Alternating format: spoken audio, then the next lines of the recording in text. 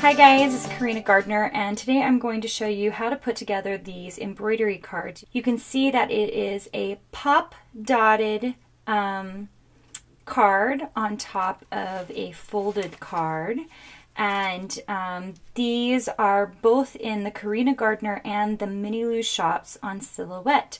Links should be in the description. So there are a lot of different designs. There's these all over patterns, and then there are these little pieces that are a little more picturesque. So I'm going to show you some different techniques for putting these together. Okay, so first of all, when you cut them out, they're going to look something like this. This is actually upside down. This is Happy Mother's Day. And so you can see all the dots here. You can see that some of them aren't completely popped out. If you are nervous about that or you're worried about it, you can take your needle and you can push all of those down. I wouldn't push them up, because if you push them up, then they can kind of get stuck up. If you don't want to do this, and I have to admit I did not do this, instead as I am sewing, I'm kind of just popping them out as I go. And especially some of the more intricate designs have a lot of little dots. So don't worry about it if it cuts out like this. This is exactly the way it should be. Okay, the next thing I want to show you, this is the one we're going to be working on a little bit today, is that I am using an embroidery floss. This is pretty inexpensive stuff at your local quilt shop or your local craft store, and I am using the entire thread. Most embroidery, when you're doing embroidery with, on fabric, you're going to pull some of these strings apart and just use 2 or 3 of them. But for this project, use the entire thing, because the holes are big enough to handle a fat thread like this, and it'll make it look more substantial. Next, it doesn't matter what kind of needle you use. You can see I'm using a really large one here. That's mostly to be able to show you how to do it, but and also because it has a large eye. But really, any kind of needle works. You're going to want something that has a big enough threading eye so that you can get that entire embroidery floss through it. So just pick something up that's pretty big and bulky, and you should be great for that. Okay, so let's talk about knotting your thread.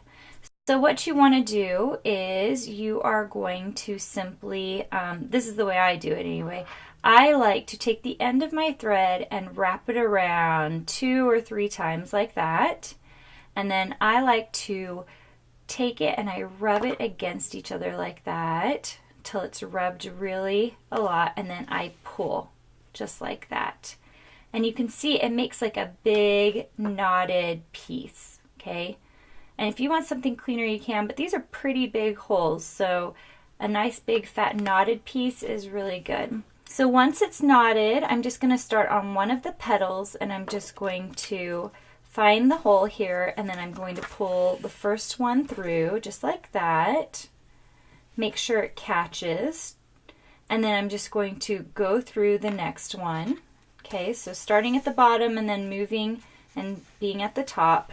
Okay, now once I've gotten one of these stitches done, when I come up again, I'm going to come up in this one. So the one next to the one I want to do. So I'm going to come up. It's going to take me a bit to find it. There we go. You can see where I'm going to come up at. And then I'm going to back stitch to the previous stitch. So I'm coming down. All right, so did you see how that happened? We're going to do that one more time. So I'm going to come up in the stitch where I want to be. There we go, right there. And then I'm going to pull up just like that. And then I'm going to go back down where the previous stitch ended.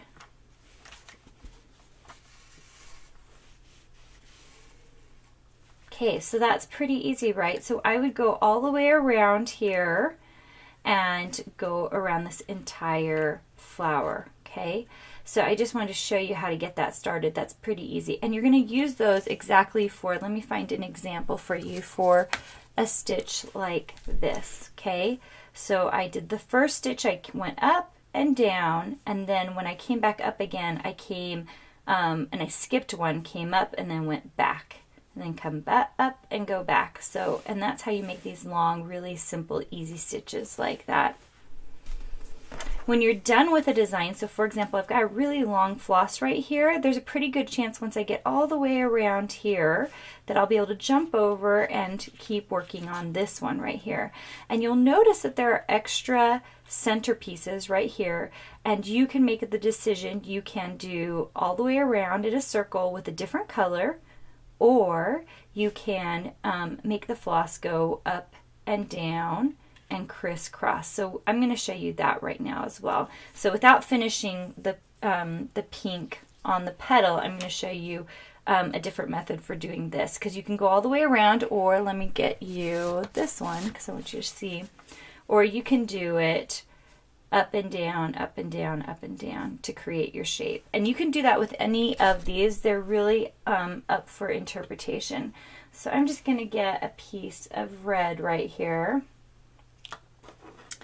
and cut that. And then when you're threading these, I mean, you can wet this piece with your mouth if you want and try to get it in. If your eye is big enough, you can also do this little piece. If your eye is big enough, you might not have to do that, okay? You can see I got mine in pretty easily here, okay? So here we go again. I'm going to twist it around my finger. I'm going to just kind of mesh it together and then pull really hard to get that end knot. And then I'm going to show you what I'm going to do with this. So I'm going to start in the center of this flower, just like this, and then go down.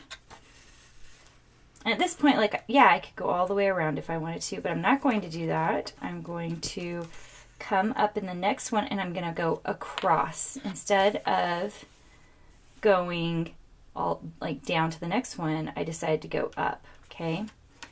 And every design, you can follow the pictures on the silhouette page to decide if you wanted to do it my way, or absolutely do it the way you want to do it, okay? So you can see how I finished that out this way, and that's how I did the heart. I just kind of finished it like this. Or if you want to get fancy, I'm going to crisscross the other way as well. So I'm going to come back up just like this. I'm going to tighten this all up a little bit. And then I'm going to come all the way across, kind of just doing like a little crisscross effect here. Like that. And now when I come up again, I'm going to crisscross on the other side as well.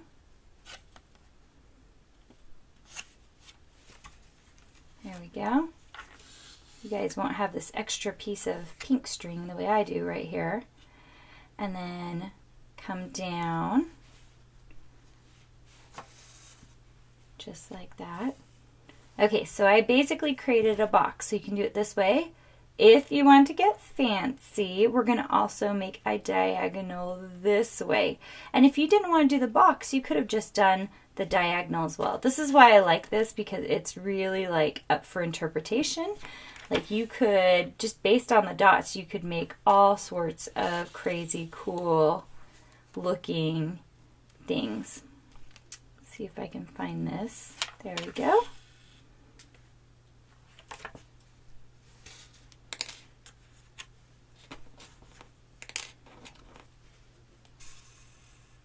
Okay, so that's the way I'm doing this center. It would have been pretty without the X. It would have been pretty if you had just gone all the way around. But I think that the fun part about this is that you can kind of decide how you want to do it. Okay, I'm going to show you how to end this now. So I'm going to fold it over. You can see I've kind of got a mess here because I've got this pink one going in this grouping too. Okay, so all I do is I'm going to go through some of that red. I'm going to pull, and I'm going to just hold a little bit of that loop right here at the end, okay? And so now all I'm going to do is tie it off.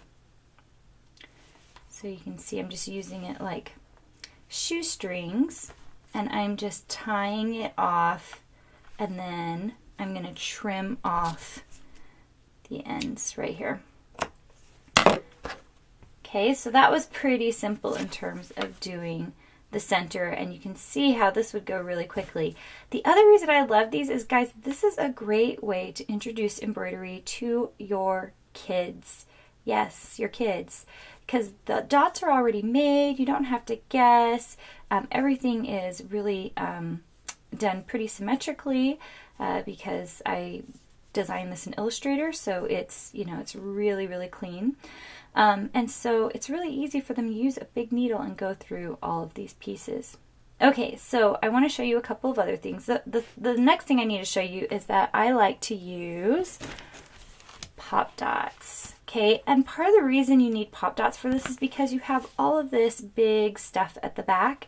So I use these large pop dots, and I'll also cut these edges off, and I'll just put them on the edges here before I put it on the card piece. And you should get a card piece like this that you cut out and that you can pop dot it right to the top of. Okay, so pop dots, that's the other way to go.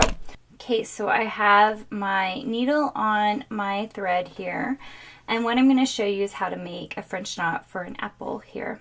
So what you're going to do is you're going to come through all the way on one of these double circles here, and then I'm going to pull this thread towards me, kind of keep it taut, okay, and then I'm going to use my needle, and I'm going to put it right under that thread, and I'm going to put the thread around it 2 times. Okay, so I just rolled it around twice, and then I'm going to make sure and hold it nice and taut. And you can see I even have my finger on the thread and the needle, and kind of hold that nice and tight, and I'm going to go through the hole right next to it. Hold it nice and tight. Like, I can't even tell you, clearly I keep saying nice and tight, because the tighter it is, the better it is. You can see I keep holding that with my thumb, and then I'm going to pull that that needle all the way through, and then when it gets really close there, I'm going to let go of it,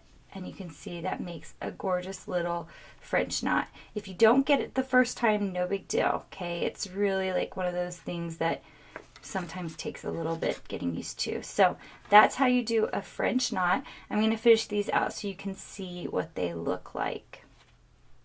And the other thing I keep forgetting that I need to tell you guys about is, let me pull the example.